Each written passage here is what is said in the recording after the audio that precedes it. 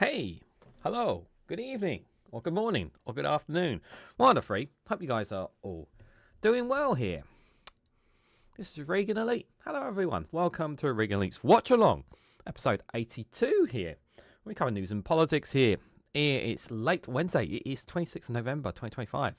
It is just before 8 o'clock in the evening, guys, here. Just so you know, we are dual streaming live on youtube.com/Reganelite and on twitch.tv/Reganelite1. If you're on Twitch, do say hello. Make sure you hit the bell notification icon and do consider following it. If you're here on YouTube, if you can, please hit the like, share, and subscribe button as well there. Hope you guys are all doing well. Guys, before we dive into everything, because there's too much to talk about, And you know what?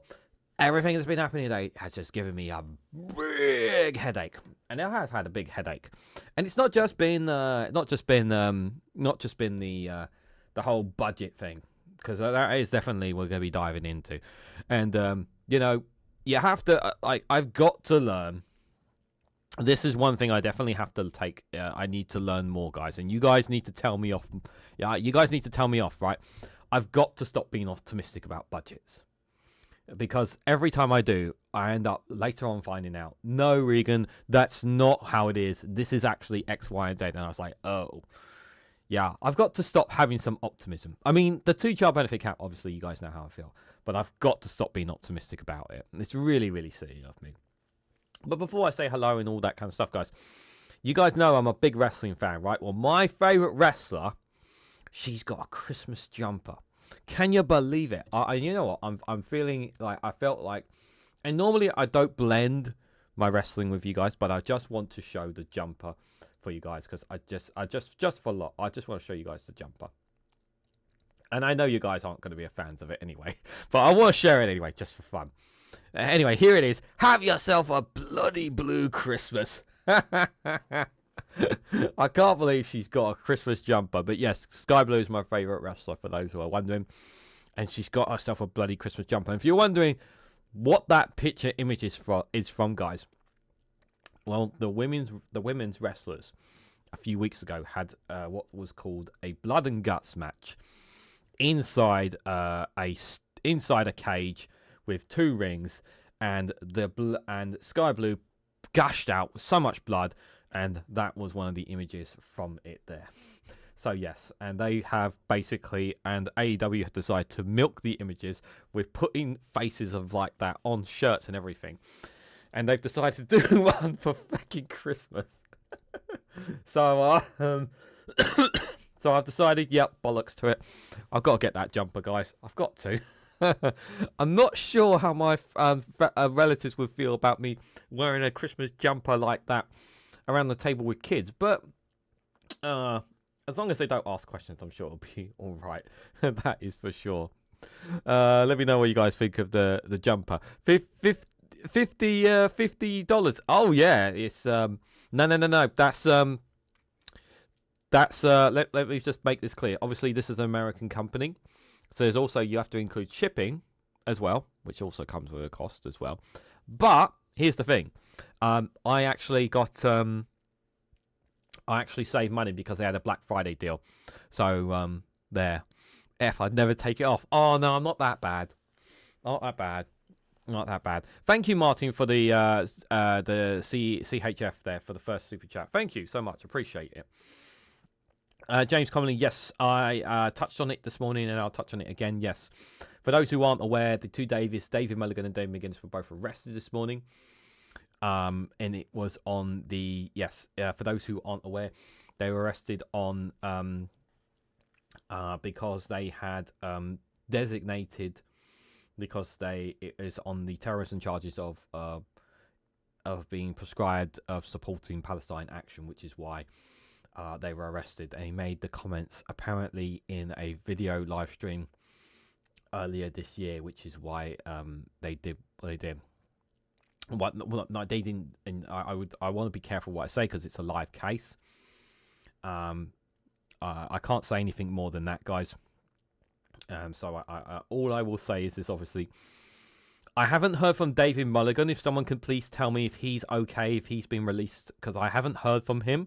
I know Dave McGuinness is all right because he was there during the Prime Minister's questions and the budget. But if anyone can tell me if David Mulligan is okay, if he's been let out released from the police station, he's okay. I just want to know that he's okay. If someone can please tell me, I'd be very much appreciated there.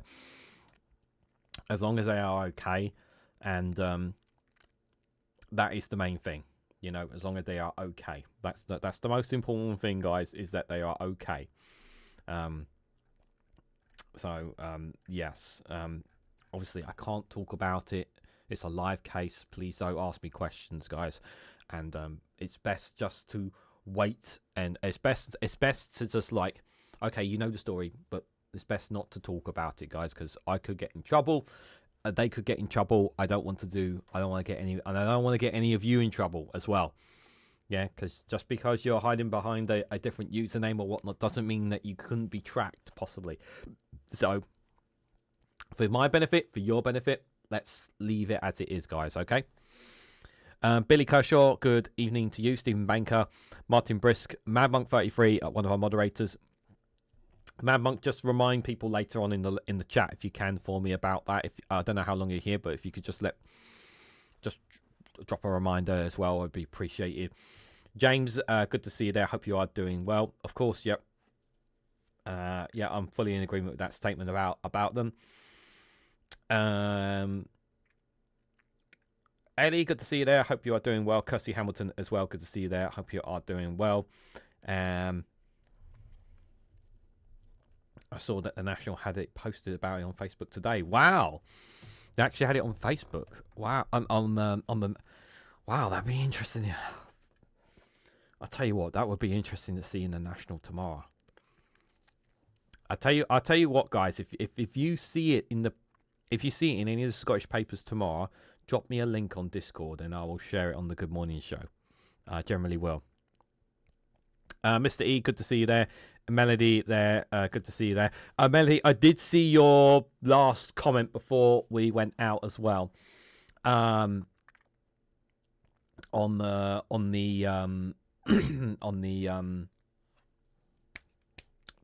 disability part, disability there. Akismag, good to see you there. I hope you are doing well. So before we get going, I'm not sure how I'm going to go, guys. Please remind me of what you said, Melody, there, just so I can refresh my memory, because I have seen some footage and some stuff in relation to it, because obviously on it, if you can do, it'd be greatly appreciated. But I want to start with this one, guys. Obviously, we're going to talk about the budget. But first, I just want to get a couple of different people's views from the general public. This was before the budget was come out here, but let's just hear from a couple of different viewpoints here of what some people per se. Sky News was talking to a couple of people. Let's just hear what they have to say here. So it says budget 2026 touts today, but ordinary people shouldn't pay for the 30 billion pound hole left by decades of economic failure. The fair choice is not a stealth tax or frozen thresholds that hits working families. It's time for both parties to stop the excuses and tax the wealthiest, is what the Twitter handler says here. There's so many people out there struggling. It is so tough. You know, some people, they don't even want to get up in the morning. Bills, very, very hard. You know, the gas and the electric. And then it's either you keep warm or you eat. You can't have both. I've come from like a hard working background, and the thought that people that aren't working or entitled to money for free are just going to be topped up and get more, I just think it encourages the opposite. Any cuts to any bills would help. Yeah, we don't use the gas so much as we used to. I'm quite warm normally. My wife's very, very cold, so we have to strike an even balance between putting it on and not putting it on. You know. You think, gosh, what's happened to Britain? Britain used to be up there, now it's just gone downhill, and people are struggling at the moment. So it's quite a challenge for a lot of people, I think, and the way the country is quite depressed at the moment, I think.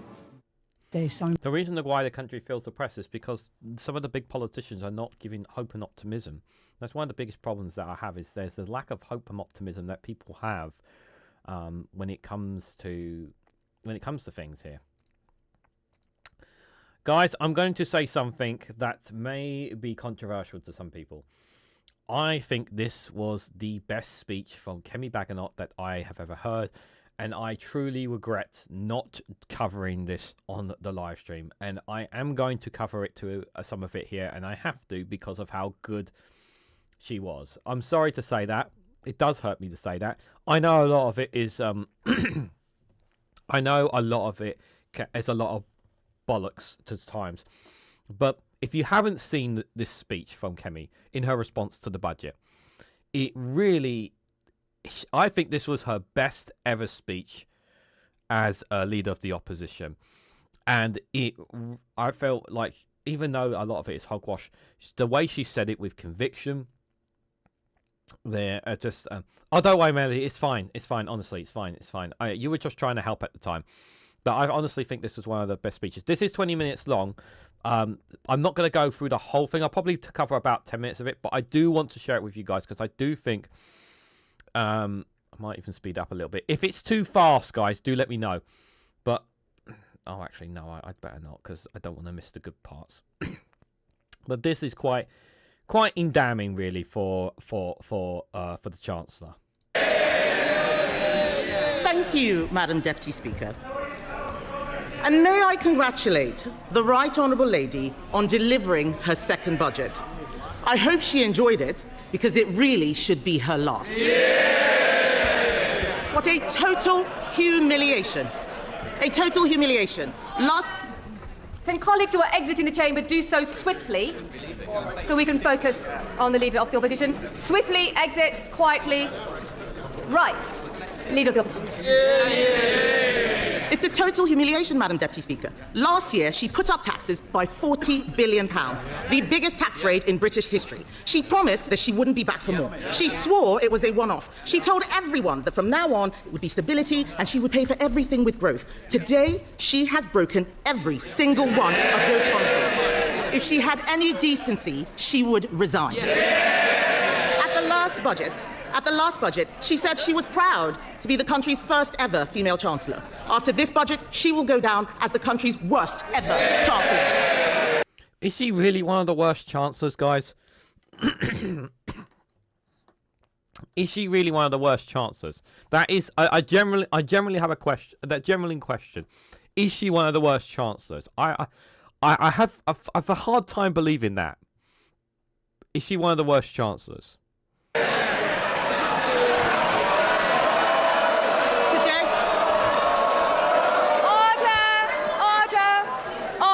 And the Chief Whip in particular knows that we don't allow clapping in the chamber. Leader of the Opposition.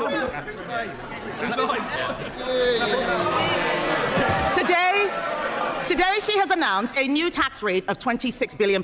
They're all cheering. Household income is down. Spending policies in this budget increase borrowing in every year. That smorgasbord of misery we just heard from her can be summed up in one sentence. Labour are hiking taxes to pay for welfare. The moment when they said they were removing the two-child benefit cap, you knew that they were going to weaponize it. And that's exactly what the Conservatives are doing. That's exactly what Reform are doing. And there's a lot of anger online that they're basically saying that they're help. Because obviously, sorry, my throat's a bit parched.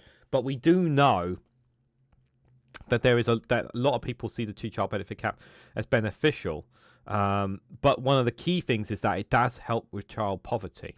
Is a budget for Benefit Street, Madam Deputy Speaker, paid for by working people. This budget increases benefits for 560,000 families by an average of £5,000. They are hiking taxes on workers, pensioners and savers to pay for handouts to keep their backbenchers quiet. These are the same, yes, they can chanter all they like. These are the same backbenchers, Madam Deputy Speaker, who cheered last year when she taxed jobs and left more than 100,000 people without an income.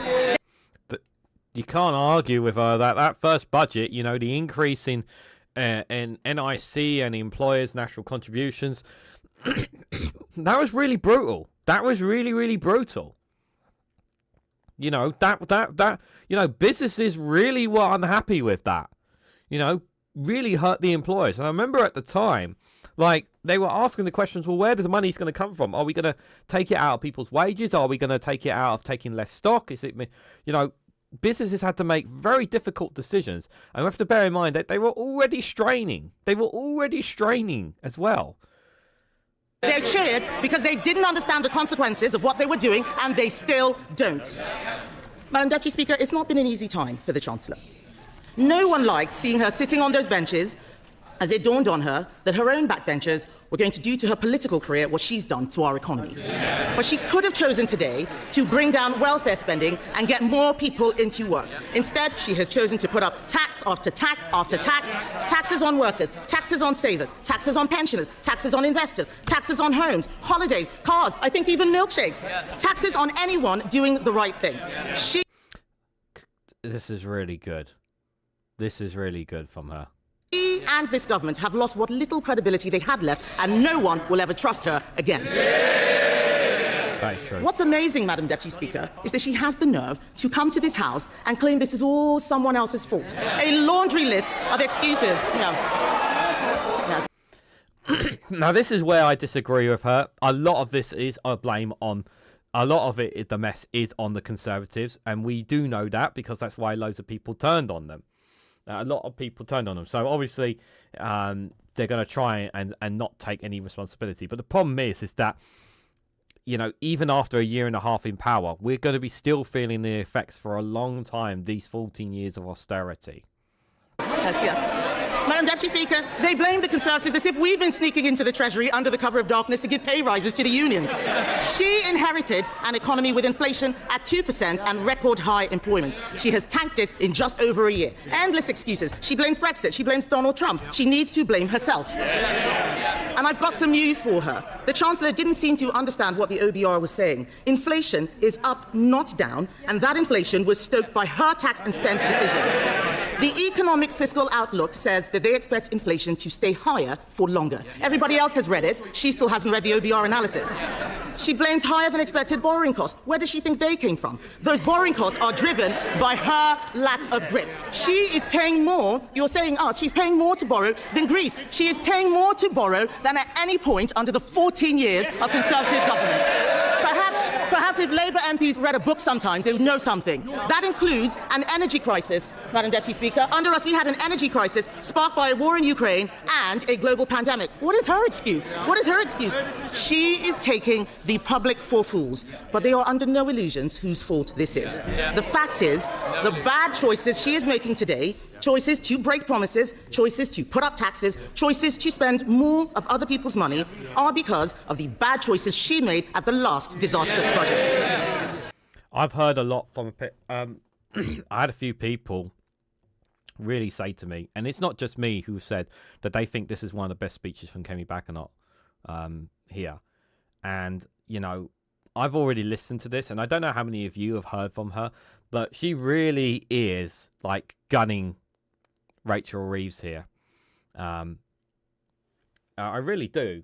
I really do. Like, I don't buy... Like, a lot of it is hogwash because we have to remember that they are responsible for a lot of this. But I think this speech may galvanise some Conservative voters get behind the Tory party, despite all the horrors that this disgusting evil party have done. If you want growth, you need to start with knowing what kind of country you want to be and make a plan to get there. Create certainty for the people and businesses who will drive growth. Let's be clear, yeah? Ever since she's been in power, we don't even know what their policies are because they've never been clear about what their policies are here. Let's be clear about that. There is no growth and no plan because Labour focused on settling scores and scratching the itches they had in opposition. She promised stability, she delivered chaos. Yes. Just look at the circus around this budget. First the leaks, then more leaks to try to undo the damage. Yep. Calling panicky press conferences, U-turning on her U-turns, rolling the pitch one day only to plough through it the next. She there was a lot that... Are we going to argue with that, with what she just said there? That's hard not to argue there, to be fair. Westminster is a sad and unfortunate state of affairs. It is. And you know what's really sad is that, like, the thing is, you're absolutely right. Two wrongs don't make a right, you know.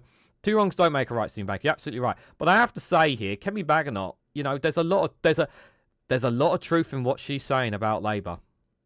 There's a lot of truth of what she's saying about Labour. And again, I deeply regret not covering this at live stream for the budget. I really do now. Had the cheek to talk about stability, Madam Deputy Speaker. She has become the first Chancellor in history to release the whole budget ahead of time. This is extraordinary. I want to be absolutely clear. The OBR has taken ownership and responsibility for leaking it. It is not the fault of the Chancellor and the Labour government. The story that I'm hearing on the OBR leak is that it was done deliberately and intentionally to sabotage the Chancellor and the party.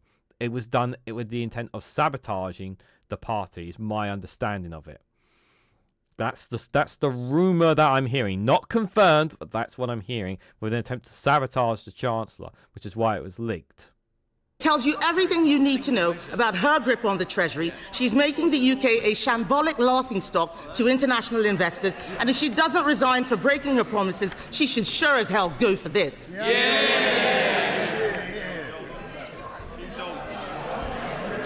But, Madam Deputy Speaker, what have we got for all this chaos and disorder? There are 1 million more people claiming universal credit than there were at the time of the last budget. That was always going to go up, regardless of what Labour would have done from when they come into power till now. Regardless of what they did in terms of policies and announcements, benefits were going to go up either way. You weren't going to be able to stop the welfare increase. You just not. There was no way they were going to do it. The population is still increasing. There was no way you were going to stop this increase. So you can't blame this on Labour. Like, you can't blame this on the Labour. I'm not accepting that here. Government spending, up. Welfare spending, up. Universal credit claimants, up. Unemployment, up. Debt interest, up. Inflation, up. And what about the things that you want to go up? What about the things you want to go up? Growth, down. Investment, down. Business confidence, down. The credibility of the Chancellor, and not just down, through the floor.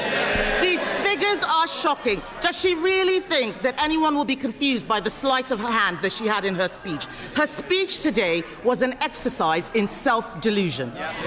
Today, she had an opportunity to apologize and show some humility.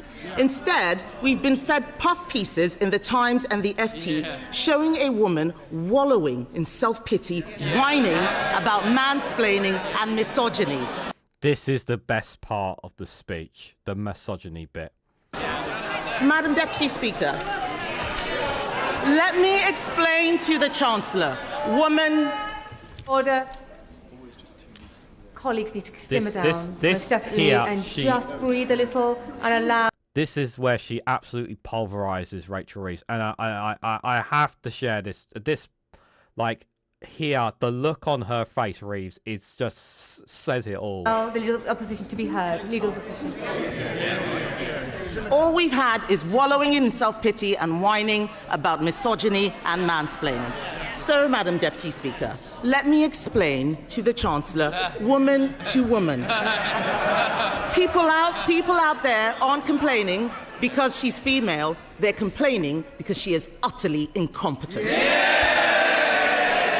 Real equality means being held to the same standard as everyone else. It means being judged on results. Take her bright idea, the Office for Value for Money. It's been closed down because it didn't save a penny. In fact, it cost the taxpayer £1.6 million. You couldn't make this stuff up. Madam Deputy Speaker, I've identified a way to save taxpayers huge amounts of money by sacking just one person, the woman sitting opposite. The ex-chief economist of the Bank of England was not mansplaining. He wasn't mansplaining when he said the uncertainty around today's budget is the single biggest reason growth has flatlined. What did the Chancellor think would happen when she went on breakfast telly to do an emergency public service announcement? I interrupt your Cheerios to bring you this frightening message about income tax. And then, unbelievably, she changed her mind 3 days later. No wonder people are in despair. Look at her face! Look at her face! She was murdered! Look at her face! She's been utterly humiliated by Kemi Baganoff. This is the same Kemi Baganoff who we have criticised and charaded for her piss-poor performances at Prime Minister's Questions. And she just nailed her to the wall there. Like, seriously. You can't tell me that was not devastating. Absolutely devastating. I'll play it one more time for you guys because it was just brutal. When she went on breakfast telly to do an emergency public service announcement, I interrupt your Cheerios to bring you this frightening message about income tax. And then, unbelievably, she changed her mind 3 days later. No wonder people are in despair. She says she wants people to respect her. Order. It's just brutal. Absolutely brutal. I just want to get to this last sentence and then we'll move on, guys. I do want to get that last bit from it. Out the leader of the opposition speech. So just be mindful, nobody will leader of the opposition.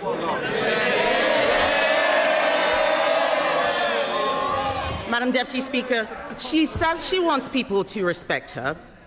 Respect is earned.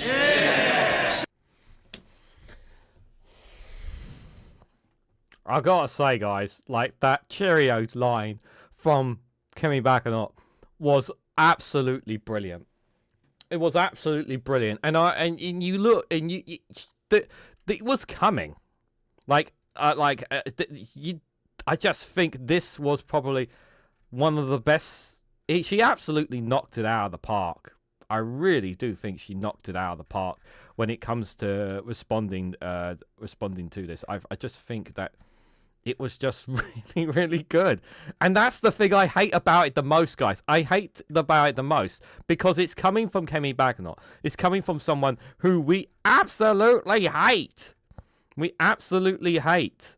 And I, someone who I don't feel is in any way, is like her, like Labour, scroungers looking to take us apart. All from the agenda of George Osborne 101. Joe, good to see you there. Mr. Ian, anybody else I haven't said hello to. It was just brutal to me. And I hate the Conservatives. I despise their party, and yet, but here I am, smiling because the opposition leader literally made her look like an absolute joke. And he really was a joke. A really, really joke. A real joke. It's just absolutely insane here. So, have you offered your resignation? If not, why not? Sky's John Craig presses the Office of Budget Responsibility boss Richard Hughes for answers after the budget was erroneously uploaded before the Chancellor's announcement. Here's what they had to say. Not, why not? Have you offered to resign? And if not, why not? The document was unintentionally uploaded onto our website too early. We've initiated an investigation into how and why it happened. That investigation will report to our oversight board, to the Treasury and to the Treasury Committee, and I will abide by the recommendations. So if they say you should resign, you'll go, will you? I will abide by the recommendations, and I always serve, so long as I have the confidence of the Chancellor and the Treasury Committee. But this is a very serious leak. We take it very seriously, which is why we've initiated an investigation and why it will report to the Treasury Committee and the Treasury. Do you know how it happened? We're launching an investigation. I'm not going to preempt its conclusions. Does that mean you don't know how it happened? At the moment, we understand how it happened, but we want to get to the fundamental causes and make sure it doesn't happen again. Has anybody been disciplined or anything like that? We've been focused on getting our EFO out into the public at the right time in light of this, in light of what happened.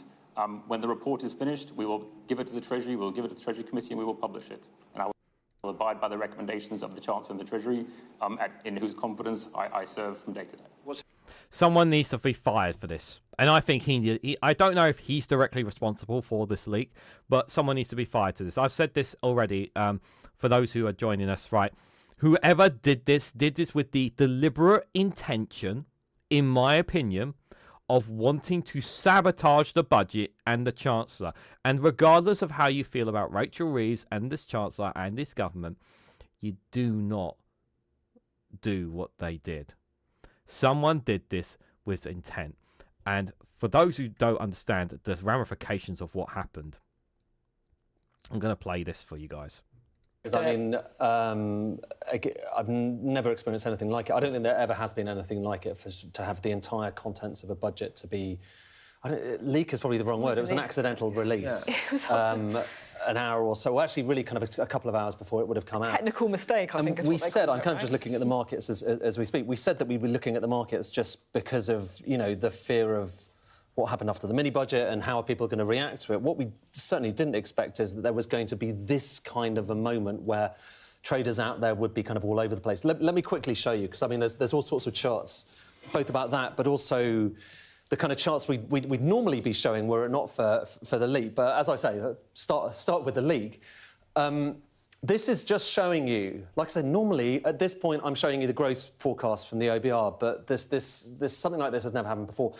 This is the government's cost of borrowing. It's the 10-year government bond yield, and that's where it was trading before that accidental release of the budget. And look at what happened afterwards. Look at how that just yo-yoed around. That is traders reacting to the news, trying desperately to pick up a copy of it or download a copy before it gets removed from the website. Which I've got a general question to you guys. What's the possibility? What's the odds or the possibility that someone did this, knowing there'd be a reaction like this, and someone making a profit off this? Is it entirely possible that someone could have made money off this? Is that possible? And you can, I know you can't see the full picture there, but it's actually down at the bottom of the screens there. There's the times of how it reacted. And this sounds, and it also, because we know how the Trump administration in America manipulating the stock markets with tariffs, right, in order to make money for themselves, allegedly. How do we know there's not something here, guys? Eventually it was. And then going through it and trying to work out, is this going to be positive for the public finances? Is it going to be negative for the public finances? And we'll be updating that over the course of the coming hours, because actually, even since I made this chart, that started to trend downwards. So now this is looking like, actually that's kind of encouraging. The Chancellor... That's a good question, Mr. E. I don't know how many experts out there are going to be looking at who in that time period. We need to see who made big money, where somebody lost amount, who made big sales and who made big gains, because that will say a lot. And then it could potentially mean, I mean, is the OBR is not independent, let's be clear, but something is definitely up here, that is for sure. No worries, Bad Monk. Thanks for coming in. Appreciate it. Would like heads up before the sign. That's what I was thinking. Like this is definitely my suspicion. That line to be down. She certainly wouldn't like it to be going all over the place, which is what it was for a period, because people were just reacting to something that had never happened before. But let's just kind of take a step back, a breath, and just remember what this budget ultimately was about, because we now have the numbers. We've got the big numbers. This is the growth forecast last time around. Economic growth, it's really important because it feeds into everything else. 1% this year, and then 1.9, 1.8, 1.7, 1.8. So kind of stronger off in the future, weaker in the short run. Here is the latest set of forecasts from the Office for Budget Responsibility. So it's a little bit better this year, actually quite a bit better this year, 1.5% rather than 1%. But look at the following years. Weaker, weaker, weaker, weaker, and then 1.5 off in the final year of the forecast horizon. And take that all together, and then that feeds into a weaker growth forecast for the Chancellor. And weaker growth, by the way, that means there's less tax revenue coming in, which means that you're having to do more work to try and deal with this, the deficit.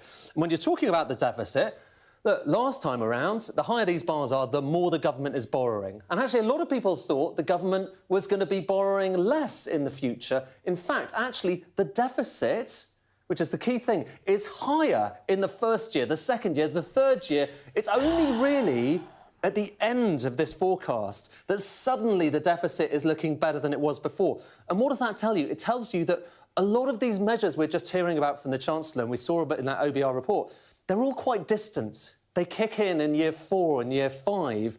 And that's the kind of thing that, a lot of people might wonder whether it's actually achievable. But here, everything really in a nutshell is about the fact that the Chancellor was left with a bit of a problem. I mentioned those growth numbers a moment ago. I'm going to leave it there because there's a lot to it there. I just feel like the Chancellor pull a wool over our heads when it came to the numbers. A lot of waffle, which we expected. But my God, did I not? I didn't expect it to be as bad as this. And I think that I just feel that this whole situation has just been it's just not been good enough. Just not been good enough. I also want to share this clip here. I think is quite fascinating with regards to the leak with the OBR here as well. This was a very interesting here from LBC, which they caught on camera here, which I also think plays a part when we were just discussing here.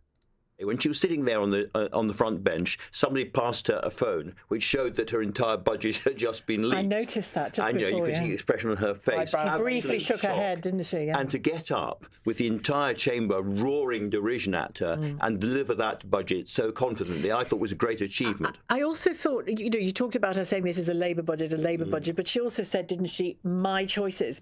She took full responsibility for this because she knows the knives are out. They really are out for her and for Keir Starmer. This is another thing here. I thought this was a very interesting point because I remember when we were watching it live, she was looking at a phone and I wasn't paying too much attention to it, but I remember her looking at the phone and I was thinking, what is she looking at? What was she looking at? And that was when she was told about the leak of the budget, which obviously I generally believe someone was out to get her. And again, like whatever we might say about the budget, like there's a way to do things, and that wasn't the way to do it. To be fair, where is Bloomberg? I had a piece from Bloomberg. I want to share this. Do I want to do Bloomberg, Martin Lewis, or Bloomberg? Well, Martin Lewis's is 9 minutes long. I think Martin Lewis would actually be better. I'm going to speed up Martin Lewis's one, actually, because he's very good at explaining things to us. He's one of the best at it.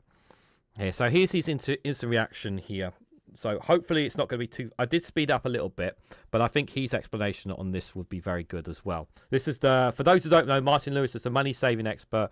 He's one of the most neutral guys. He's not a politics person. All he cares about is helping people save money. That's what he does. All he wants to do is try and give people the best, help people out as best he possibly can.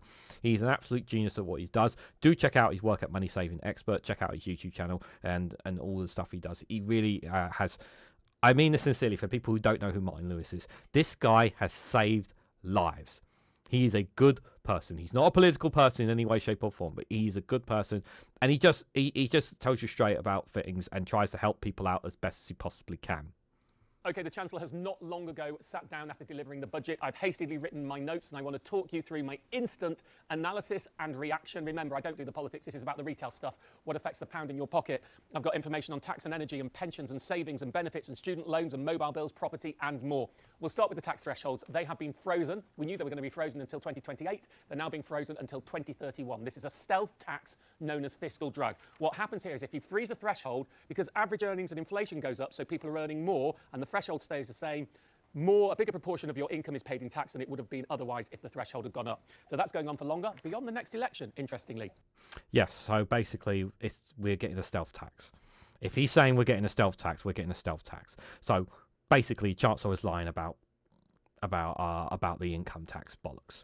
So that's the first nonsense lie there. Now, savings, there are big changes coming to savings. All of these happen in April 2027. The big one is that the cash ISA threshold will be cut from you being allowed to put in £20,000 per tax year to you being allowed to only put in £12,000 per tax year. The shares ISA will stay at £20,000, which will mean from that point you'll be able to put £12,000 into a cash ISA and the remaining £8,000 into shares. Remember, this is only for new money. Any money in there is not affected by this one. Yeah, only new people. Only if you're new ones, to be fair. There is a but I don't think a lot of us are really too bothered here personally on cash ISAs. About though, and I had a conversation with the Chancellor about this. The reason she's cutting this is not to raise revenue. They're cutting it because they want to encourage younger people to invest. So when I was in with her a couple of weeks ago, I said, "But that's ridiculous. If you cut this for everyone, that means older people who you don't want to invest are going to be punished." Well, what they've said is over 65s will not have the cut, so they will still continue to have the £20,000 per tax year ISA allowance. And remember, this only affects new money going in. Existing money in ISA stays the same. But there's another hit to savers too. They're going to be increasing the tax on savings, interest, property, money coming in from property investments and dividends by 2%.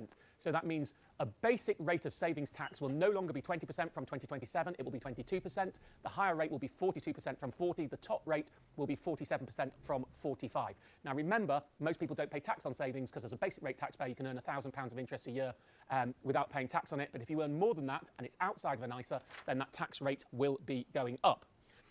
So another way of basically squeezing people's savings, which is why it's very important not to leave savings in your account. Stephen Morn, thank you so much for the 20 New Zealand dollars. Good evening, everyone. Raining today. Ducks are loving it. I'm sure the ducks are loving it. Thank you so much for the 20 New Zealand dollars, my friend. I hope you are doing well. Happy Thursday where you are. Thank you for joining us. We appreciate it. ITV. This isn't ITV per se. This is from Martin Lewis directly here. Next one. Energy bills. I'm pleased on this one. From April 2026, so next April, there is going to be a reduction in the cost of energy bills. This is brilliant. This is a great positive here. This is something we should be very pleased about. I mentioned this during the live stream and I said this here. Very happy to see energy bills going down. What they're doing is they're taking some of the levies, some of the policy costs that I've been ranting about in the past few days, and they're going to be moving those into general taxation. They're also getting rid of the eco scheme. Now, this is going to mean a reduction of the unit rate, the amount you pay for each unit of energy you use, of around, I'm being told, I've just had a conversation with someone senior in the government on this, they're telling me around 3.4p of the electricity unit rate and 0.3p per kilowatt hour off the gas unit rate. Overall, everything else remaining equal, and of course the price cap moves, so it won't be remaining equal, this should be about £150 a year off a typical energy bill going into perpetuity. The big question is this: will this apply to fixes? I have been told, again, just had a conversation with someone very senior on this, I have been told that the government intends for companies to pass on these savings directly to consumers, and they will be working on it. I have been very strong on this. To not pass it on to fixes would basically break the competitive energy market. So this should be a reduction of everybody's bills from next April. Next one, salary sacrifice pensions from April 2028. Sorry, April 29. There will be a limit on the amount of money you can salary sacrifice to get the national insurance gain. If you don't know what this is, you're probably not doing it. Basically, people who have their salary reduced by their firm, and the firm then pays that into their pension, and that way both the firm and the individual gain on national insurance. Currently, the amount is unlimited, but from April 2028, you'll only be able to get that gain on a £2,000 salary sacrifice. You can sacrifice more, you just won't get the national insurance gain on it. Next, the state pension. Well, we already knew this. It's going to rise 4.8% in April 2026, which means the full new state pension will be £12,540. I think everyone knew the state pension was going to go up. £7 up, just under 600 quid a year. The full old state pension for people who hit retirement age before April 2016 is £9,615, up 439 quid. What's really interesting here, though, remember I talked about fiscal drag, those thresholds being frozen. It's pretty sure that from April 2027, if you get the full new state pension, it will be taxable. And of course, we have no clue how people will pay tax on it. The government has said it will ease the administrative burden for pensioners whose sole income is the state pension and have to pay a small amount of tax. So I think that means they will pay tax, but it'll be easy to administer on it. So I'm going to be doing more digging on that and talking about that in days to come. Yeah, so they're basically a tax on pensions. So she was absolutely right there. £150 a year savings, but bills are going up £300 a year, says Glasgow Kiss. £200, he says there. Thank you for that clarification, Glasgow. Thank you much. Appreciate it. Good to see you there. Hope you are doing well. Big one here, big political one. The government is ending the two-child benefit limit from April 2026. Lots of confusion about what this means. It's very simple, explanatory. But if you didn't understand what I meant about it, well, he'll explain it to you. Try and plan it for you. Currently, if you're on universal credit and you have more than 2 children, you do not get any extra benefits for the additional costs of your 3rd or 4th or 5th child. That will all change, so that if you have extra costs due to those children, you will get extra benefits to it. Now, just to be clear, this is not about child benefit, the payment, the universal payment that everyone gets, nor is it about the benefits cap, which is a limit on the total amount that people can get on benefits. It is a very specific limit on the amount of money you get depending on how many children you have within the universal credit system. Now, this is why many people are. This is why a lot of people in the general public are angry about this. But it has been proven, there's evidence based to this, that it will lift a lot of children out of poverty. It will lift a lot of children out of poverty. Now, the next one was a surprise. Students, Plan 2 loans. Plan 2 loans are from students from England who started university, that's what counts, between 2012 and 2022, and from Wales who started university from 2012 onwards.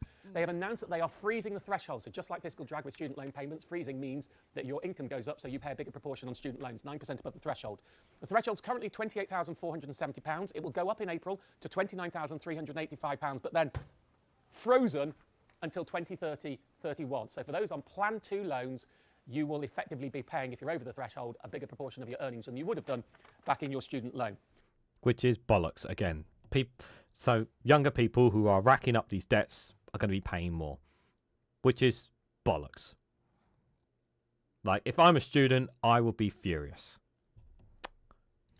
So Dak, you'll be very happy about that one. Lifetime ISAs, I'd hope we'd hear an announcement on the lifetime ISA, the first-time buyer ISA, where you get a 25% bonus if you're buying a first-time property, up to £450,000. I was hoping we'd see that £450,000 going up. No. What they have said is they're going to consult in the beginning of next year on a new first-time buyer's ISA to replace the lifetime ISA. Now, I'm sorry for the code I'm using. When I chatted to a very senior member of the government about this, what I was told was they will be looking at, and promised they will be looking within that consultation of also whether they should be increasing that £450,000 threshold on the lifetime ISA. I am also going to be saying, look, if you're doing a new lifetime ISA or a new first-time buyer's ISA, the lifetime ISA will be dead for people like the Help to Buy ISA currently is. Please, can you make sure that both of those could be transferred seamlessly into the new ISA? I'll be asking them. Obviously, the consultation is not starting until January. Next one, high income property surcharge. So basically, it's going to work on top of the council tax for those people who have properties valued over 2 million. This is England only. This will start in April 2028. Just give you the cost quickly. For houses 2 million to 2.5 million, it's £2.5 a year. 2.5 million to 3.5 million, it's £3.5 a year. 3.5 million to 5 million, it's £5 a year. 5 million up, it's £7.5 a year. Next one, those of you who are on O2 will know that it hiked its prices more than it said it would when you started, which it shouldn't do. I've been ranting and raving about that. I wrote the Chancellor a letter in the budget documents, and I have been told by a senior member of government the Chancellor will be writing a letter to Ofcom to ask them to tighten the rules on that, which I'm pleased to hear. If you've got an electric vehicle from April 2028, there will be a 3p per mile surcharge on top that you will have to pay. We don't yet know how you'll pay it, whether you have to declare it and how they measure it, and 1.5p on plug-in hybrids on top of vehicle excise duty. And finishing off, in England, bus fares, rail fares and prescriptions have been frozen. The fuel duty cut, which is extended another year, it's always extended, so fuel duty won't be going up. The cost of booze will be going up with inflation next April, and cigarettes are going up with inflation plus 2%. I'm nearly run out of time. I have to do this in under 10 minutes. This is just my short summary. I'm interviewing the Chancellor tomorrow morning. Yeah, so Martin Lewis is going to be interviewing the Chancellor tomorrow morning. Hope that kind of helped clear it up a little bit there from Martin Lewis when it comes to the budget there. And thank you guys for reminding me of a very important point about the two-child benefit cap, because many MPs lost the whip and were punished because they voted against the King's speech, because the two-child benefit. I think it was the SNP motion, was it, on the two-child benefit cap, and the government were against it. Yeah, it's pretty embarrassing, isn't it? It is absolutely. It's quite embarrassing when you look back at that now and you look at where we are on that there. But this budget, is it a is it the worst budget? I think that's a good question. No, Liz Truss. I think the budget from Kwasi Kwarteng, Liz Truss was probably the worst budget. I think, out of all. Is this going to make a difference to people's lives? No. Is this going to make a difference in the polls? No. Do I think maybe some people might shift towards the Tories? Possibly. Do I think this is going to do anything that will galvanise Labour? No. Do I think the Chancellor is cooked? No. I think, and what I mean is not now. Not cooked now. I think they will survive until the local elections. And that is when they will find the bullet. Because one of the things we want to see is people feeling better off. And people are not feeling better off. And while I'm pleased the two-child benefit cap has been removed, the majority of us are just not feeling it. Here, 99% of people don't care about the budget. They care about the costs at the till, bills and bank balance. Exactly. And I've said this, right? They're increasing the minimum wage, right? I've said this about the minimum wage. Don't mean jack shit if you're not actually feeling more, if you're not actually getting more money in your pocket. Reeves saves as long as Starmer is. Yeah. It's like, yeah, you can't, without yin and yang, pretty much, yeah. And I do think, I think that there have been, the two-child benefit cap has bought them time from some Labour MPs. and it won't be till April until it's implemented. And I really do feel it'll get, like, the one thing I have to say is that, yes, it has taken this bloody long for it, but I am pleased that it is coming. Okay, I am pleased that it is coming. If it gets delayed, I will be furious.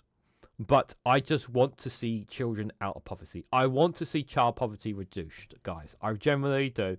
I really mean this. I hope they have an action plan. I hope the two-child benefit, and I hope everything that they're doing with regards to children in poverty. I really, really mean this. I hope it works. Okay, I really hope it works. As well as, obviously, they're offering and sending lots of money to the additional countries as well. I just want people to feel better off, you know. And this budget doesn't really give me the sense of. Originally, like, a lot of it sounded good on paper, sounded good from word to mouth, but when you look in the details, it's not. It really is not. So how have people responded to this, guys? Well, let's put you guys through hell with with one chancellor who generally thinks that she knows better than all of us. Last year, when Rachel Reeves put out her budget, I warned that tax rises would damage growth, that she was doing nothing to cut red tape or reduce energy prices, that the economy would stagnate, debt would go up, and we were in a doom loop. And as a result, she would be back for more. Well, despite the mainstream media like the BBC, the Times, and the FT being permanently surprised that inflation is higher than expected, the deficit is bigger than expected, growth is lower than expected. The FT is neutral, by the way, you dumbass. Here we are. Anemic growth, higher debt than last year, still a record tax burden, more millionaires leaving Britain per capita than any other country in the world. We still have, how many millionaires we got? We still got like 200 or so, though. But do tell, oh mighty Liz Truss, oh lettuce queen. To be fair to Reeves, she is not the architect of this failed Keynesian strategy that is bringing our country to its knees. You're right. I wonder who crashed the economy per se and almost destroyed all of our pensions, guys. I wonder who did that. Can anyone figure it out? I wonder who did. Sorry, I only take a locket because you know, she's I can smell her breath from here, guys. She is just the latest auto pen in the Treasury. She is the first woman auto pen, and I guess that's something to be proud of. What? Because since 1997, Britain has been running a failing Keynesian economic policy. The money supply was expanded, leading to massive asset price rises, both after the financial crisis, where no one was punished for the gargantuan failures, and the COVID pandemic. Yeah, the financial crisis. Yeah, we know who should have paid the price, and instead of being paid the price, then we rewarded them. We rewarded the banks, yeah, for what they did. This made houses unaffordable for the young. I'm not taking any graphs from her seriously, but this is Liz fucking Truss at the end of the day. And distorted the economy. This money bonanza was used to fund ever-increasing government spending, much of which is completely inefficient and counterproductive, like the bloated welfare state and so-called green economy. The state now spends 45% of GDP. Meanwhile, taxes have risen to a 70-year high. Energy prices are the highest. Brexit, Brexit, Brexit, Brexit, Brexit, Brexit. Sorry, I had to cough that out. Sorry. In the Western world after a failure to use our fossil fuels and invest in nuclear. Even though we left the EU, red tape is worse than ever. This policy has been hard. Brexit, red tape, Brexit. Wired into our institutions that are increasingly unaccountable. The Treasury, the Office of Budget Responsibility, responsible for leaks. And by the way, the budget has got no more responsible since it was established in 2010. And the Bank of England. These people are unsackable. And as I found out... Yeah, that's because you want to take... Just remember this, right? If we didn't have a Bank of England, if we didn't have them, if we didn't have those independent things, she would have destroyed the economy. Even worse. Things would have been even worse. When I was Prime Minister, wield huge amounts of power. In particular, they have a huge hold over Britain's supine media. So maybe it's not Rachel's fault. That rather than look at the facts, she believes the claims of the Treasury, the Resolution Foundation, and the BBC. That in fact we had had a period of austerity, and that any difficulties were down to Brexit or Liz Truss. She's now finding out in real time what the actual problems are. Today's budget is not a smorgasbord. It's a dog's dinner. It will make the housing market even worse. It will get rid of any incentive to save for a pension, punish the hardworking, and reward the idle. Unfortunately, there is some truth to what she's saying in those little bits there. But this is Liz fucking Truss again, I remind you all. None of Britain's problems will be fixed, and growth will be even worse than the OBR's downgraded forecast. And next year she'll be back for more, if she's still there, unless there's a crisis in the meantime. Here's a better idea. Cut taxes, restrain welfare, get fracking, and rein in the Bank of England.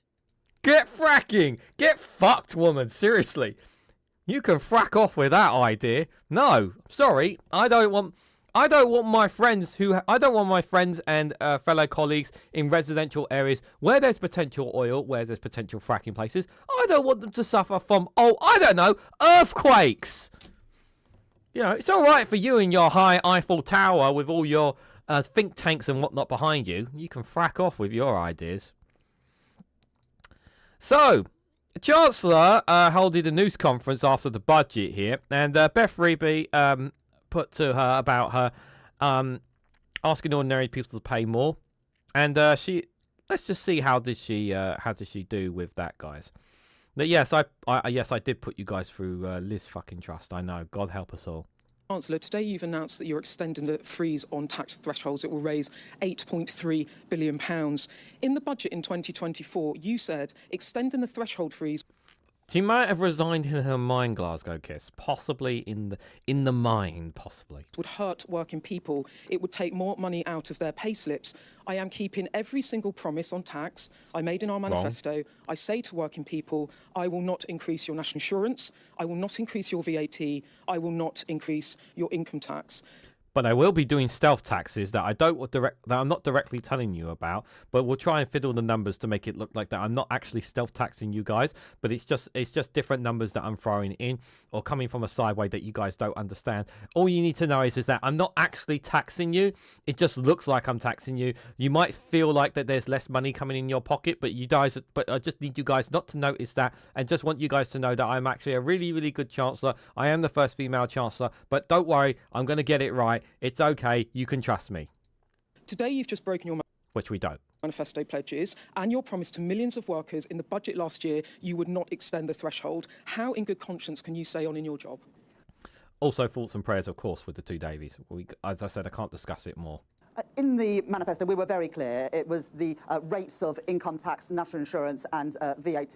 But I'm not going to get into semantics. I recognise that we are asking people to contribute more by freezing those allowances. They were already frozen by the previous government from 2021 to 2028. Yeah, it's because you promised growth and the growth has not come. Because you don't have the confidence. You don't have the confidence of the bit like they talk about all these investment things, right? Which sound good on paper. But again, where is that feeling of people feeling better off? And we're freezing them for a further 3 years. And I do recognise that I was asking ordinary people to pay a little bit more. But I've managed to keep that contribution as low as I possibly can by closing loopholes and asking those with the broadest shoulders to pay more. That's why there will be a surcharge on properties worth more than £2 million. It's why we're increasing taxes on savings, dividends and property income. And it's why, as well, we're getting a grip of some of the waste and inefficiency in the welfare budget by taking luxury cars out of Motability, more face-to-face assessments for... Let me just respond to this, the luxury car thing, okay? The luxury cars, because I want to make this clear, right? So I've looked up on this, okay? Because obviously we had somebody who decided to think I'm an English privileged person because that person was from Wales, decided to make that accusation against me. On the subject, and in no way was I rude or disrespectful to her. I want to put that on the record when we were live streaming on this. But let me just make my point on this policy here. So I still stand by my comments that I think yes, certain luxury cars are not required for disability people. Okay, I made that point very clear at the live stream, and I'm making that point very clear here. What I don't approve of, and it was pointed out to me, and I'm pretty sure it was what I don't approve of, is that disability people will be paying more. People who are in that situation paying more in order to people are going to have to be paying more increase on their insurance premium as a result of the changes that they are making in this area. That I do not accept for obvious reasons. Okay? So, I don't know how much more clear I need to make it on that. Okay? The fact that they are doing a stealth tax, and I'd call it a stealth tax of sorts, on asking people on disabilities to be paying more in order for them to have the vehicles that they need, requiring being asking them to pay more, is fucking outrageous. Okay, now I was not fully aware of the details, and instead of having a constructive conversation with me, the person that got timed out, they decided to call me an English privileged person instead. And this is coming from somebody I just want to put on the record for those who don't know already. I support Scottish independence, I support Welsh independence, I support Irish reunification. I'm also half Irish and half Welsh, as well as born and raised in England, believe it or not. There's a clue in the name of this YouTube channel that might give away why it's called what it is as well. So to imply that I'm English privileged, it's a bit of a stretch there. So I will say kindly, and that person, unfortunately, you know, did not need to say what they said to me in private. But honestly, on this policy, you know, with regards to the luxury cars, this is my position. They should not need BMWs and the high-range luxury cars. I said that as long as they are able to get in and out of the car and get to A to B, that's the most important thing. But if they're being asked to pay more, which is what this policy is doing, from my understanding, that is fucking outrageous, and it's a disgrace from Labour to do that. And we already talked in the past about how they tried to change the rules around disability claimants for the entitlement system, which was already outrageous there. Glasgow Kiss saying that's 820 million more for Scotland. It's not extra spending. Scotland is directly tied to spending in England. So when they say record funding for Scotland, it's because the spending has increased in England. Thank you for that clarification, my friend. Yeah, thank you for that. Disability benefits, so we keep that contribution from working people as low as possible. And this year, and in the years going forward, we're taking £150 a year off of people's energy bills for all families, working families and pensioners, and we're able to do that by taking those levies off of people's bills. Can you just acknowledge you've broken the manifesto pledge? You have. The IFS have said you have. Well, if you read the manifesto, we're very clear. We say the rates of income tax, national insurance and VAT. But remember what Beth Freebie just said there? It said the IFS said you broke your manifesto rules. Okay, remember that. If you're asking, does this have a cost for working people, I acknowledge it does. I said that in the budget last year. I'm not going to pretend otherwise today, but I do think that is the right decision in the circumstances we face. Yeah, but you also said that we're not going to be raising taxes. You also said that people weren't going to be facing the burden last year. You made promises you cannot keep. You made promises that you could not keep. You changed your position. All right, I think we've heard enough of waffling from her. We're not going to mention that one. We saw that bit there. I mean, funny from it, you know. We're freezing that known Russian assets, but let me be clear, I don't actually mean the honourable member for Clacton. I mean, it's a nice punchline, don't get me wrong, but, you know. Is John McDonnell worth hearing? No, he doesn't really add anything. Does this guy worth hearing anything? Well, let's listen to the lice anyway. Let's have a listen to the lice, man. Frankly, it was a car crash. Big decisions, but all in the wrong direction. Government spending is soaring. The borrowing is soaring by 21 billion in this year alone. By the way, this is the BBC. Remember, this is the BBC talking to Richard Life, the same BBC that that knows that Reform Russia want to destroy them. Just wanted to throw that out there. All the taxes going up to post-war record highs. If you're a worker, then this is bad news. Rachel Robert Thieves is literally stealing money out of your pocket. Your party. Rachel Robert Thieves. That's a good one, actually. Rachel Robert Thieves. That's a good line. That's a good line. I'll give him credit. That's a good line. You just jumped your old tax promises because you admitted that things were different. The situation what we said was you've got to cut wasteful government spending first, cut daft regulation, then you can afford performance-related tax cuts. That's what we've always said. This has done the opposite. This is let's be clear here. Yeah, They ditched their reform contract at the manifesto. So we're not going to take lectures about promises from Reform Russia, okay? Increased welfare spending by some 70 billion a year over the life of this parliament. Borrowing going through the roof, and growth is going down. That's a disaster. It's nothing for farmers. There's nothing in terms of overall energy costs, which will go up and up. I'm deeply gloomy. But what there is exactly what your party supports, lifting the two-child benefit cap, yes, helping children. There is that, as long as it's for working families. So our condition on that is very clear. It's got to be for working families. That's the key. Oh, okay. I don't remember you guys saying that before. Okay, so you're shifting your position here. Oh, okay then. Oh, okay. It's only for working families. Okay. We want more British-born children. But at the end of the day... because obviously... because you guys hate foreigners, so how could we possibly forget that, guys? So let's just be clear, that is a good thing to raise and spend money. As long as it's for working children. She didn't say that. At the end of the day, this disincentivises work, it increases welfare spending, and it disincentivises small business owners, entrepreneurs, to take more risk, to employ more people. Your party supported this policy, and now you're kicking off. Your party supported this policy. Do you know the tragedy? Young people will suffer the most out of this. I've spoken to recruitment agents just this. Young people will suffer out of this. This will lift children out of poverty. You do realise that, Richard Lice. This week, and employers they're putting a freeze on hiring young people. What a catastrophic result of this mismanagement by this Chancellor. Her third car crash, last year's budget, the approach to this year's budget is the second car crash. I think she's essentially written off the British economy with this car crash. Well, I mean, she says, doesn't she, that she's raising taxes on things like mansions, expensive properties. She's putting money into things like cutting living costs, bearing down the cost of living, bringing your electricity bills down. We all accept there's a growth crisis. You can't tax your way out of a crisis. You've got to grow your way out of a crisis. And everything. Yeah, but you like them don't know how to grow the pie.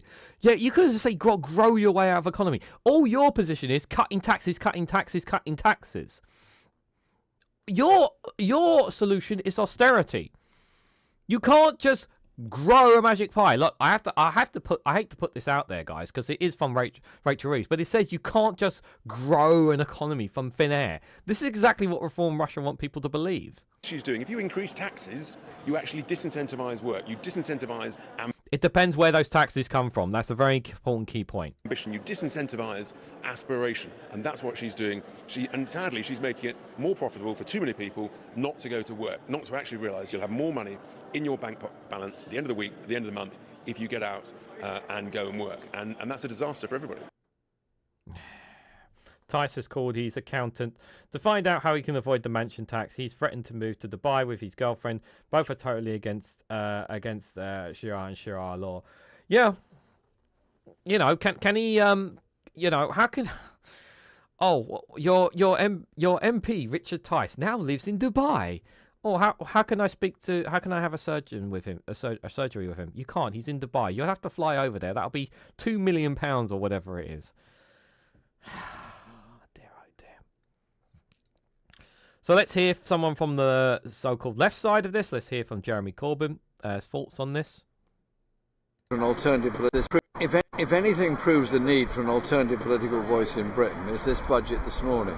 The only positive was that it's ended the two-child benefit cap for those in receipt of universal credit.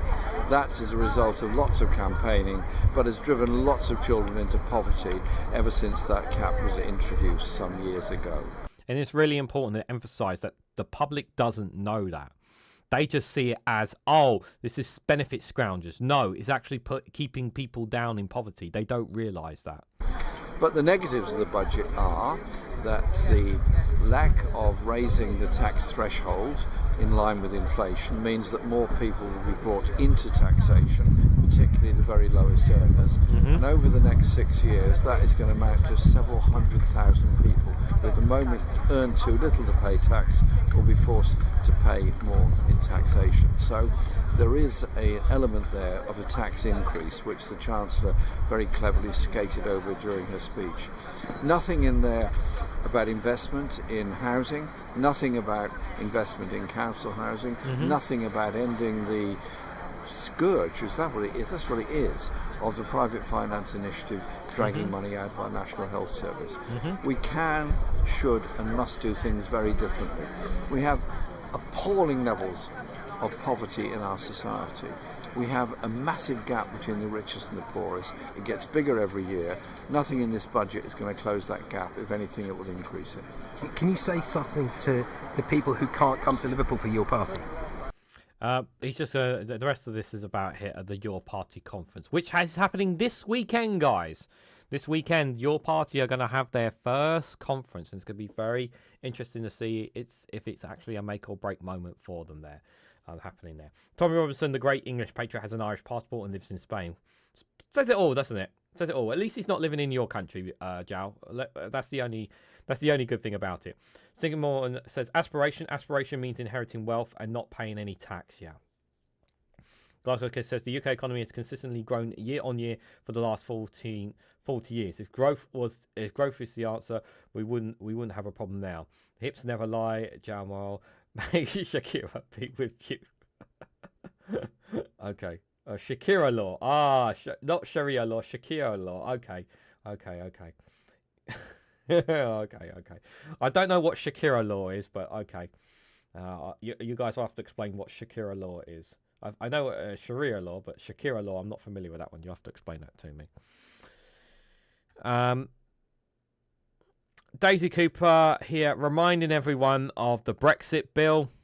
Why can't you just what's the choice? Why Let's be honest about the damage that Brexit has done. There is a £90 billion hit to Treasury income as a result of the Brexit deal. In the OBR's papers today, they say that disposable income for families is going to go down and that the effects of Brexit outweigh and wipe out any of the benefits of all of the government's new trade deals combined. Brexit has been a disaster for our country. It has been a disaster for our economy. And if we want to be honest about that, then I would like to see the chance. So you're advocating rejoining then, are you?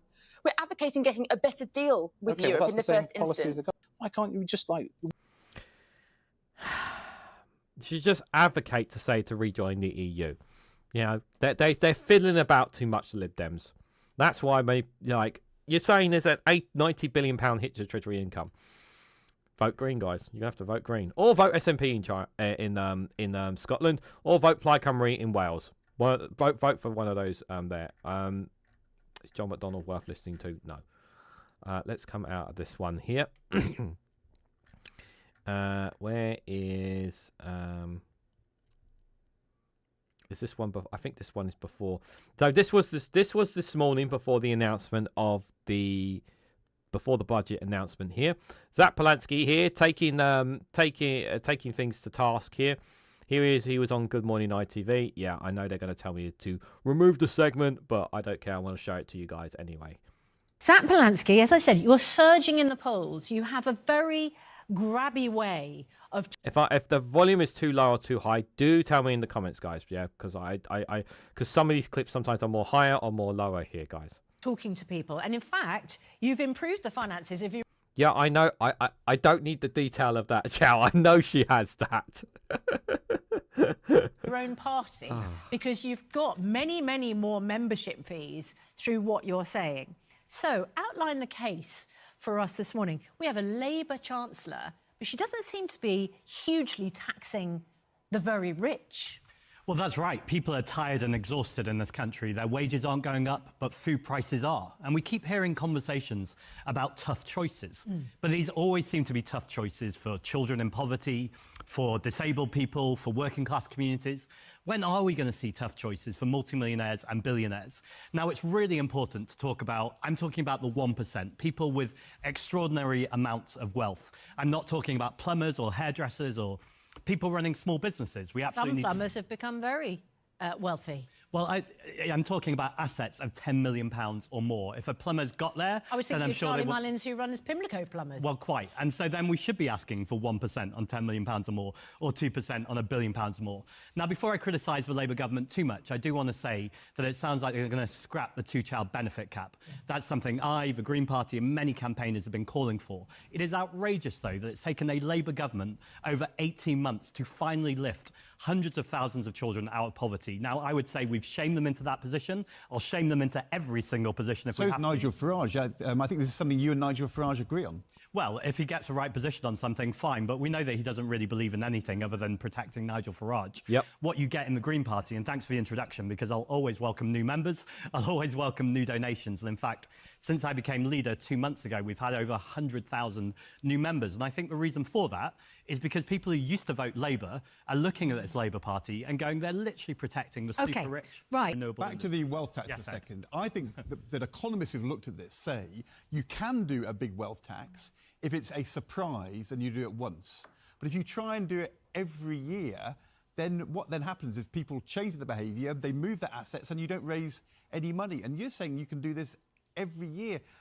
Well, it's not so easy to move an asset. So if we look at the Duke of Westminster, he owns half of Mayfair. You can't just pick up Mayfair and move with it. I also... This is the point. Every time they try to... They try so hard, the establishment of politicians always try to so hard, saying you can't tax the rich. And they always look for any and all kinds of excuses. And Zach Polanski has the clearest answers to them every single time. It's like they're going to get up and go. Yeah, but they can't take their assets. The assets are here. They can't pick them up and take them. They're ours. So you can't take that. Scott Hayes, good evening to you. Hope you're doing well. And anybody else lurking in the chat, if I haven't said hello to. And yeah, we are 3 super chats away from the goal. If we can get to it, great. If not, not the end of the world. But if anyone wants to finish, reach that goal, we greatly appreciate.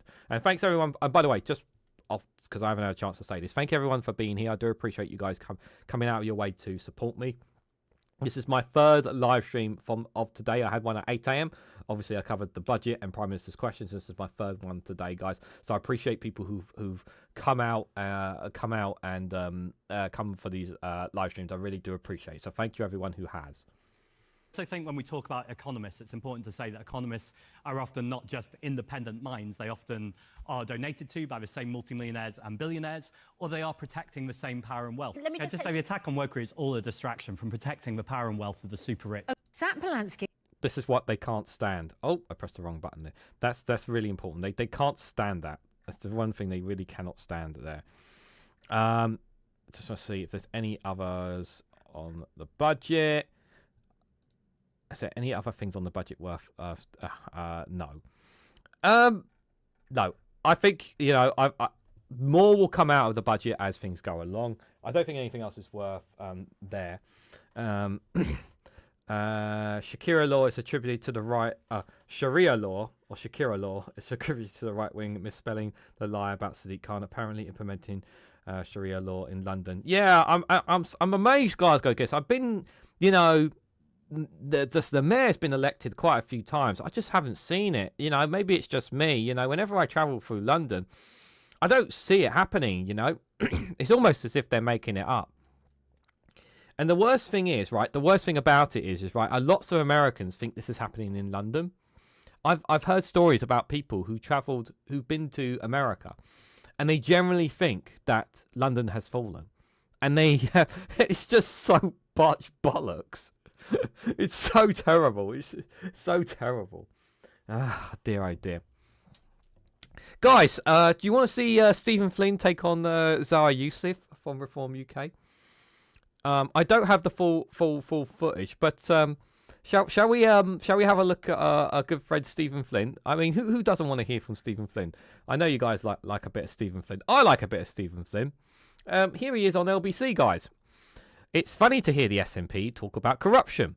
Did we take money from Putin? Reform, Zara Youssef and Stephen Flynn go head to head. Sorry guys, I haven't got more of this, but oh God, I miss Stephen Flynn speaking more in the House. I will say that, guys.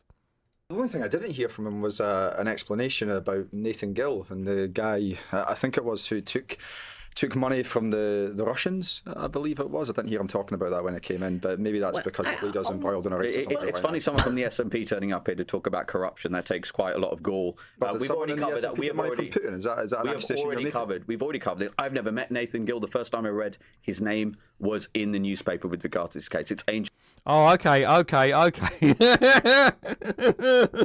Okay, sure, Zara, sure. You've never met him, but you just read his name in the newspaper. Okay, sure, guys. We'll take it at face value. He was not. It's And not for you to try to besmirch the millions of people in this country who support reform and support Nigel shows that you've got no idea. No, mate, and that's why. And that is why we have gained on you so much in Scotland. You can't and your pretend this hasn't incompetent reign in happened. Scotland is going to shortly come to an end. You cannot pretend this hasn't happened. A man who was a leader of the Reform Party in I've Wales already is now answered in plenty jail of questions. I've already for working. Sorry, for he was not Vladimir, leader of the Reform for Party. working for. He was not leader of the Reform What was Party. his position in the Reform Party? He was the head of Wales for about 43 days when Reform was polling at about 1% many years ago. So he was the head of the Reform Party in Wales. Oh, all right, You said head of the Reform Party, and it's not the same thing. You know that. You said head of the Reform Party, and that's not the same thing. It's so desperate from Zara Yusuf. Oh, I wish I had the full thing, guys, because I would just sit here and just listen to Stephen Flynn all day trounce this weasel of a slime ball here. I really would, guys. But unfortunately, I'm so sorry to my Scottish friends. I don't have more of this. I'm really sorry. But man, oh man, I would have loved to have listened to more of that. Steve McMahon, thank you so much for the 10 New Zealand dollars. That's very generous of you. I really appreciate your support. Thank you. Billy Kershaw shares, it was the the youth wasted patriot in the centre path. The video is hilarious. Does this budget make Labour more electable? No, absolutely, Steve. Yeah, we have to like. The reality is, it's not going to make it there. So yeah, it's just not. This is very important as well. There's just a couple of random clips here. I was going to maybe look at a bit of America or Gaza, but I want to share this clip here, guys. I think this is really important. Scott Hayes, thank you so much for the £5 super chat there. We'll be catching up with the earlier shows you had on stage. Thank you so much. Honestly, I really appreciate it. Sorry I haven't time-stamped them, but if you do catch up with them, thank you so much. I really appreciate it there. I can understand you not listening to the budget and PMQs because it is a very long, dragged-out thing. But thank you so much for the £5 super chat. I really appreciate it. It's very kind of you. Yusuf will be getting his ass delivered by a plate by Finn. Yep, I wish I could see the full thing, but I'm really sorry I don't have it here, guys. Mr. E, thank you so much for the £5 super chat. I'm glad you can say your mind, but in case, I've got a blue tent for sale, says Mr. E. I would love to pitch a tent outside. I'm sure. Well, we are going back to Glasgow not Glasgow. We are going back to Scotland next year. We are doing that. Myself and my partner and my parents will be doing a trip in Scotland next year. I haven't ironed out the full details of where we're about going and whatnot. But what I will do a bit closer to the time, guys, if you generally want to meet up, I'll let you guys know like whereabouts we're going to be going, because we're going to be making a couple of routine stops here and there in places. So if you guys want to like meet up somewhere along the way or whatever, just for a drink or whatever, if possible, we can do as well there. But thank you guys so much for the super chats. It's very, very generous of you guys. I really appreciate your support there. Yusuf just keeps talking in the hope that he won't have to answer a question. Yep, that's it. Differ and delay. And remember, this guy is not even an elected politician as well. We forget he's not an elected politician as well. So this clip here, guys, the police are arresting farmers for the crime of wanting to keep their farmers to feed our country or reach peak police state. Now, I want to make this clear here. So there was some kind of law within regards. Now, I'm not defending what they're doing. I want to make that clear because I think what they're doing is bollocks here from the police. But there's some kind of law. Basically, they were saying that they didn't have full approval of protesting in a certain part of Westminster or whatnot, is my understanding of why this person or others have been arrested here, okay? But let me just say this here. Like certain groups who have been arrested for preaching what they believe and have been arrested, we have here farmers who are being arrested, and this is out of order. The rights to protest are being eroded in front of us before our eyes here, and this needs to be called out. I'm not blaming the police because the police are following the laws. I am blaming the politicians because they are the ones who are implementing the laws. We need politicians to change the laws, to give more powers back to people so that they can have their voices again. For too long, the power of protest is being eroded here, and it's a very terrible thing to see. For Section 14, we see farmers being arrested just by Trafalgar Square.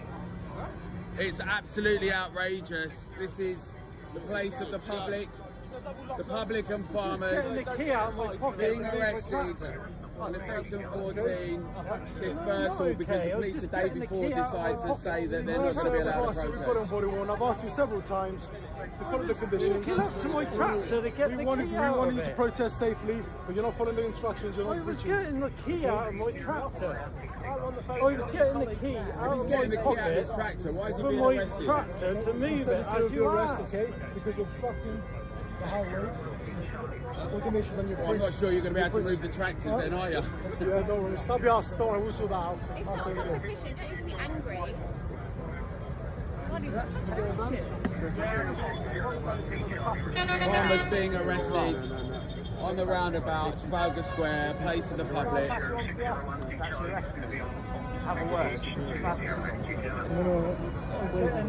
This guy, the attitude of the police here is not helpful, and I've been very critical of the police, but we need to do something about the laws here.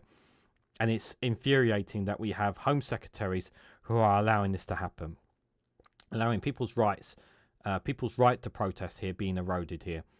And originally I wasn't in favour of, I was in favour of the inheritance tax on the farmers, but I'm not anymore because now my position has changed on it.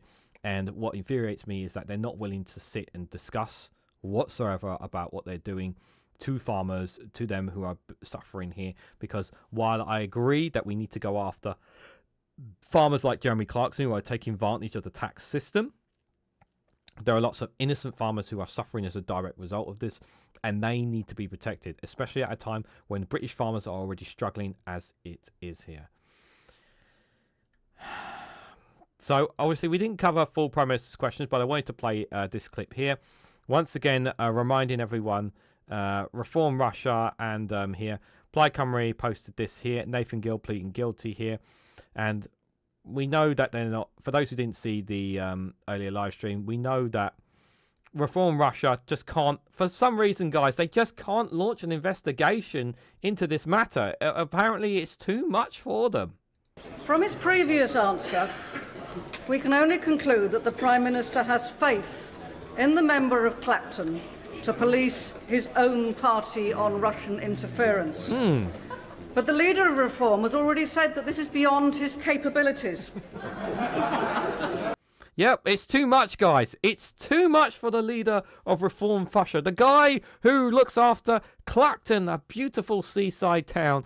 It's too much for him to launch an investigation into his own party. It's just too much work for him, guys. You know, it's just so much work for him. You know, it's just too unbearable for him. Why, therefore, is the Prime Minister so unwilling to take responsibility and launch a full investigation into foreign interference in our democracies? This is the thing that really infuriates me a lot. You had this from the Lib Dems asking this, and now you got from Plaid Cymru asking this. We need to rat out any Russian interference in British politics.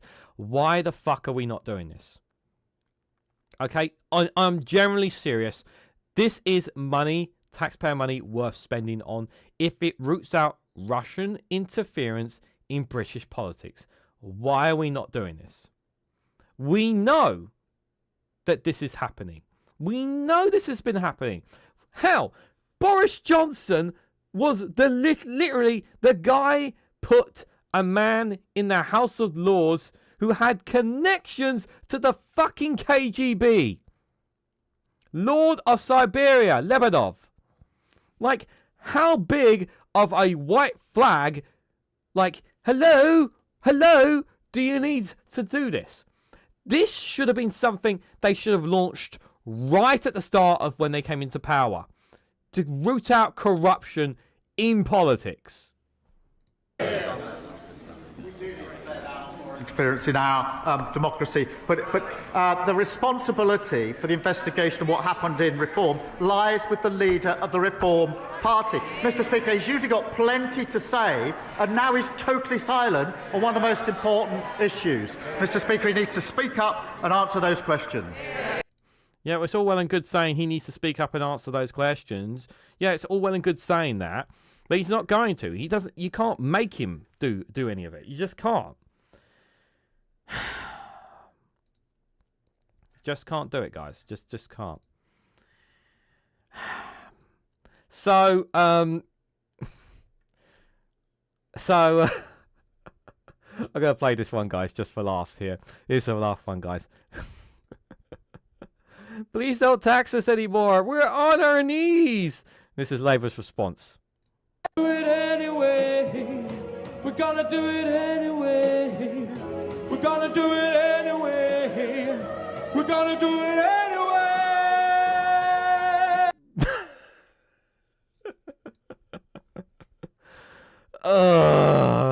I had to play that, guys. I had to play that. The Centre for British Arts replaces all centres for Carnival Arts. Hey. Pause. You're ruining the surprise. This is the last banter video I want to have. Yeah? Thank you. Bloody hell. I think you guys know what's coming next. How can you expect the Right Honourable Member for Clacton and Mar-a-Lago to have time to investigate his mates? He has online messages to sell. You're right, he's got very important cameos to sell. Right, last thing, guys, because it is coming to the end here. I want to take a piss out of these two guys. Remember, these two guys are insane. And I want to thank Max Robespierre for quote tweeting this as well. The Bruv Party. Who's the Bruv Party? Yeah. Tristan and Andrew Tate. Here's what they said. We will restore British culture. And this is possibly by making every person in the street in Britain feel British. We are ready to do everything to make the UK feel British again. And this includes deporting illegal migrants who pose a cultural and national threat. That's right, guys. The Bruv Party are going to make Britain great again, guys. Oh, God. Let's listen to this bollocks, shall we?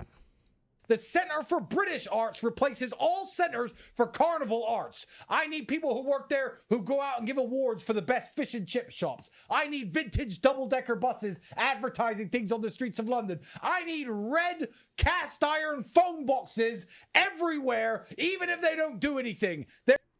Why? We don't need the red boxes and telephone boxes anymore. It's a waste of taxpayer money. Why do we need to bring back the red telephone box? Already, there's no logic to it. Even if they don't work. What for? Nostalgia? Is that the only reason? Like, let's just maintain the ones we got in London. What do we need to bring them back for? Oh, dear. There is plenty of money to make England English. Make England English. What does he mean by that? Every single street in Britain will feel British. And this will be the job of the Minister of British Culture.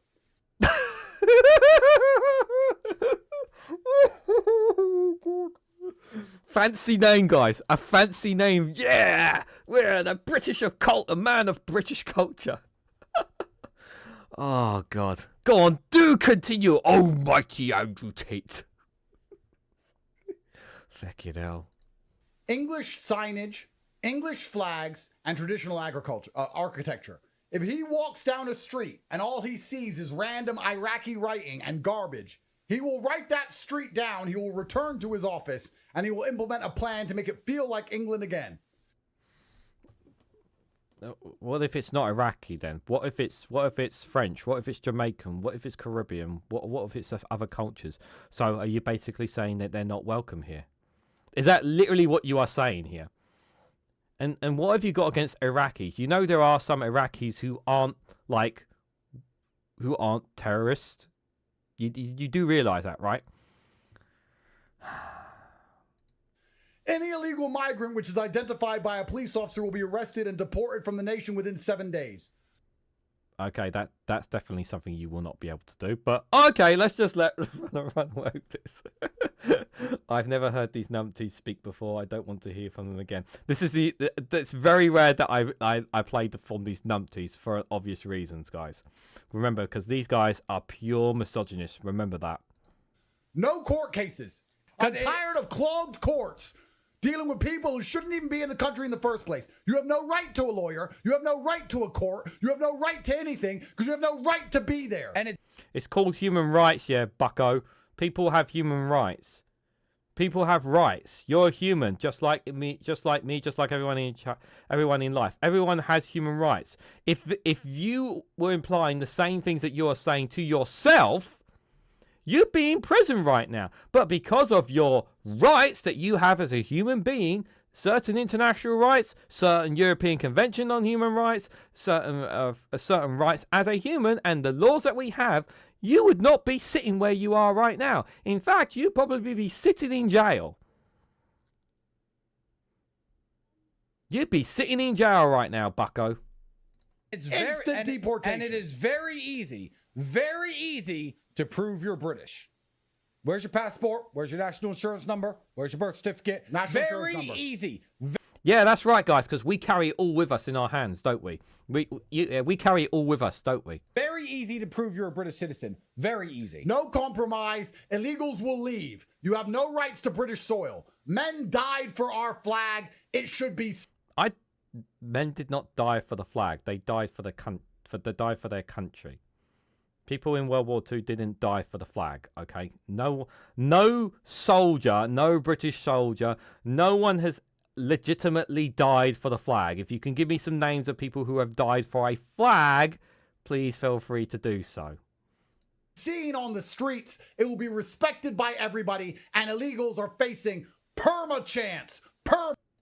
As soon as they wake up in the morning, anywhere they go, if they run into the wrong person at the wrong time, they are facing perma-chance of deportation. In fact, perma. See, this is the language of desperation here, to make them sound like they are so serious about making the changes necessary that they have to say it. The way that they are saying this is convincing to people, like here.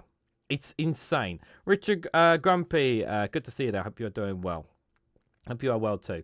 If you want people to believe you, then shouting incoherently never fails. It's true, Glasgow Kiss. If you just do a lot of shouting like these two are, people will be dumb enough to believe you. And unfortunately, there's a lot of people who are stupid enough to believe them. Except they don't realise, oh, they're actually misogynists and they have problems with women. Oh, yeah, you didn't know that. Oh, yeah. I'll say only 5 flags will be allowed to be displayed. The flag of the United Kingdom, the Union flag, of course, the English flag in England, the Welsh flag in Wales, the Scottish flag of Scotland, and the Northern Irish flag in Northern Ireland. Let me tell you something. The government will purchase 0 other flags. We're not in the European Union anymore. We don't need those blue ones with the stars on it. The government will have the budget of $0 for flags that aren't those 5. Except, yeah, we don't use $0. We use pounds. But obviously Tristan hasn't been to the UK for quite a while, so it's a shame that he doesn't realise that we here in England, Wales, Scotland, Northern Ireland, that we actually use a currency called the pound, not the dollar. This is what happens when you spend too much time looking at American media. You tend to forget things here, and unfortunately Tristan has forgotten that.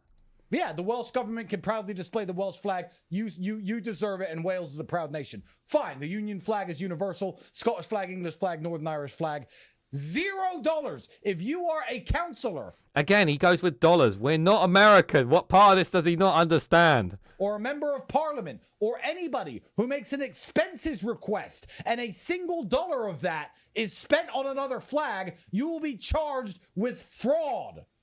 Fraud. That's right, guys. How dare you use a Ukrainian flag in support of Ukrainians? Treason! Treason! Oh, this is the Bruv Party. I'm sorry to say this, guys, but they actually have 152,000 followers. But luckily, guys, most of their followers are from different parts of the world. Oh, oh dear, oh dear, oh dear, guys. Apart from my accent, I couldn't prove my nationality on request. Oh, Glasgow, you're funny. Yeah, just put on an accent, you'll be fine. I don't have my passport, but you know, maybe if I talk a certain way, I can convince you. Maybe I can convince you otherwise. I don't know. Maybe if I put on a bit of an accent, then maybe we can work something out here. I don't have a passport, sir, but maybe if I talk a certain way, maybe you'll let me go. Though I really should get back to my Irish roots. What a right pair of fannies, indeed. Why does my name look like I ran out of ink? Oh dear, guys. Oh dear. Guys, I want to say a massive thank you to everyone who's come along. Thank you guys for all your comments. Thank you for those who gave super chats tonight. I really appreciate your support. The budget was a crazy thing. It has been a very long day for me. I am tired, and I'm very tired. And tomorrow, unless something dramatically changes, cross fingers, nothing changes, guys. But I have some good news. Tomorrow evening, cross fingers, nothing happens, no migraines, nothing happens to me. Myself and Graham Price will come together, and we're not going to be doing Labour talk, because too much Labour is bad for you. No, we're going to talk reform. We're going to do reform. We're going to talk about reform Russia. And we're going to talk about as much little details as we possibly can on them. Share our thoughts about how terrible they are and whatnot there. And we'll do that. What the hell was that? Mr. E asks. That was me putting on an accent. What accent? I don't know. Should I try? To be fair, my granddad from Ireland. I don't know. I need to I really should. I do have the Irish side of me, but no, I'm not going to do any more impersonations. No, I'll stop that because I don't want to offend people as well. Because I know I may unintentionally offend someone anyway. But just a reminder, guys. So tomorrow there will be the usual Good Morning live stream at 11 a.m. So if you can join me for that, feel free to do so. Tomorrow evening, myself and Graham Price of Power to the People. It may be a permanent series. We'll see how it goes. We're going to talk Reform Russia or Reform UK, if you want to call them by their proper names. We're going to talk about them, shit on them, and find up as much dirt on them to talk about as much as we possibly can. So if you want to join me for that, join us for that, feel free to do so as well. Next month, I believe it's next month or the month after, I have the round table coming up. Myself, Jenny, Random Scottish History, and the Witchy Goth will be joining me there. I'm really excited to have them on together. I'm really looking forward to that. And of course, we've got the Eco Flake show early in December, myself and One Angry Pagan for that as well. So if you could join us as well for that, feel free to do so. I still want to do a live stream with Lee Corn for a good old fashioned Snowflake show before Christmas. I don't know if we can be able to do that. I have badgered him about it, but still haven't been able to sort something out. But hopefully we will, guys. But I better stop because I'm going to kill my voice. Thank you guys again. Enjoy the rest of your evening. If you've been here for all 3 live streams today, thank you so much for giving so much of your time for me. I generally appreciate it. Those who gave super chats today for all the live streams, thank you so much. It has been a very long day for me, and I appreciate everyone's support. I really do. Even if you're just here talking, your Pakistani is perfect, Regan, says Glasgow Kids. No! I'm joking.